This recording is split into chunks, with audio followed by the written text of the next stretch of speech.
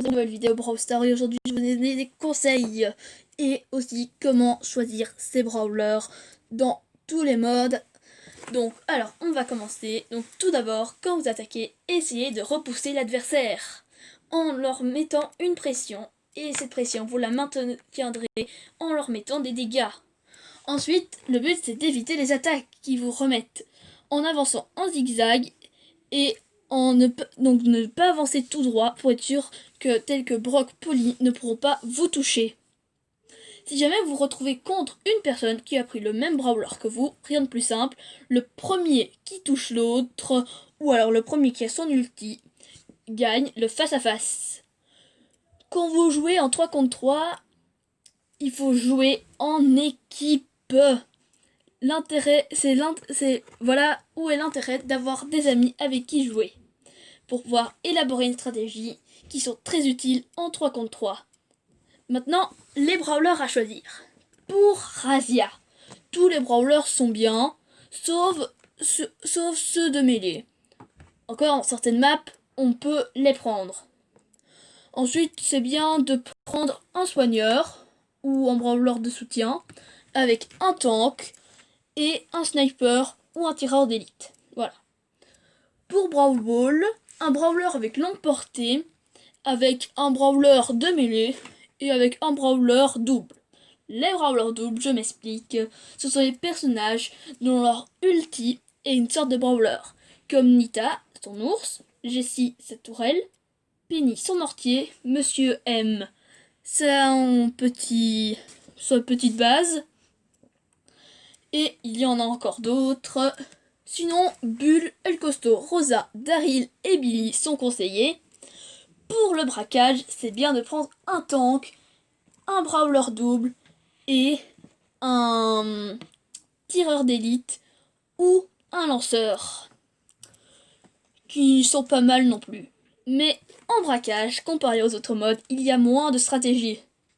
C'est surtout la première équipe qui arrive à passer. Donc, je vous ai conseillé de prendre Bull, El Costo, Rosa, Daryl, Billy. Mais si vous prenez une Rosa, un Bull, un El Costo... Donc, je disais que si vous prenez un Bull, un El Costo, une Rosa ou un Daryl ou un Billy, si vous prenez 3 brawlers dans ceux-là que j'ai dit, si vous vous retrouvez contre un Max, une BA et un bar tabac, je vous dis tout de suite, vous ne gagnerez pas. Pourquoi? Parce que le but est quand même de prendre des brawlers qui se complètent, comme je l'ai dit dans la vidéo de duo. Ne pas prendre 3 brawlers qui ont exactement le même ulti ou la même chose. Pas prendre 3 soigneurs, il y en a que 2, ok, mais ni prendre 3 brawlers de soutien, ça ne sert à rien. Maintenant, en prime.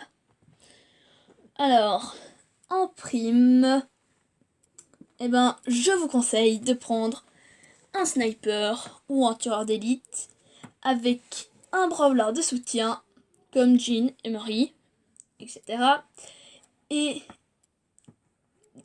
prendre, et le reste, le dernier brawler, je vous laisse un peu prendre le choix que vous voulez, mais à chaque fois, tout dépend des maps.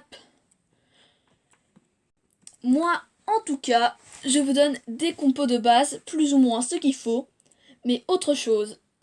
Ce n'est pas parce que vous avez une bonne compo que vous allez gagner. Il faut aussi savoir jouer les brawlers, les connaître et surtout savoir le nombre de dégâts et savoir qui vont tuer facilement, qui vont tuer difficilement. Mais ça, c'est avant tout de la connaissance. Autre chose, encore une fois, ça c'est encore un conseil, ne vous prenez pas des dégâts inutiles. Donc, c'est simple, les dégâts inutiles, qu'est-ce que c'est?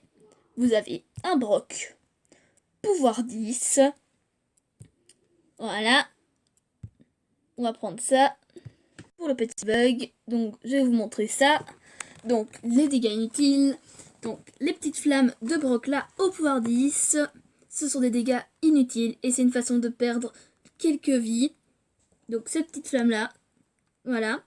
Et quand vous allez vous retrouver en face à face contre un brawler, c'est peu de vie que vous aurez perdu, qu'on pense pas toujours à recharger, ce qui est une erreur. Il faut les recharger, les régénérer plutôt. eh ben, vous risquez, c'est ce qui va faire parfois que vous allez perdre. Voilà pourquoi je vous conseille toujours de les recharger, ces peu de vie que vous perdez, et d'essayer de ne pas vous prendre ces dégâts.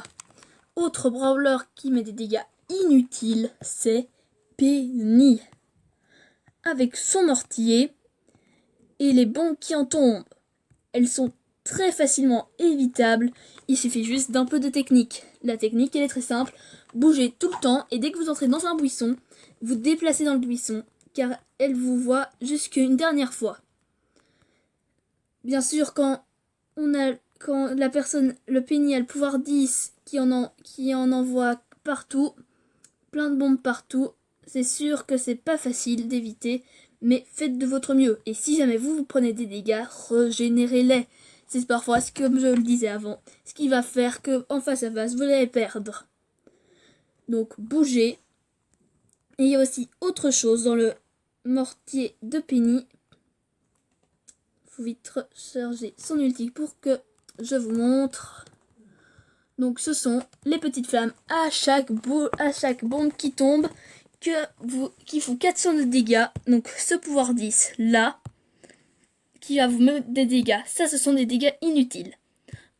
Un dernier point que je voulais aborder dans cette vidéo, c'est un dernier conseil bien sûr. Et pour moi, le plus important.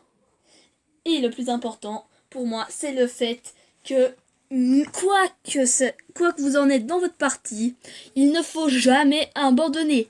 Que l'équipe adverse ait 10 gemmes en razzia et qu'il reste 10 secondes, ou qu'en Brawl Ball il y ait déjà eu un but, ou quoi, il ne faut jamais abandonner.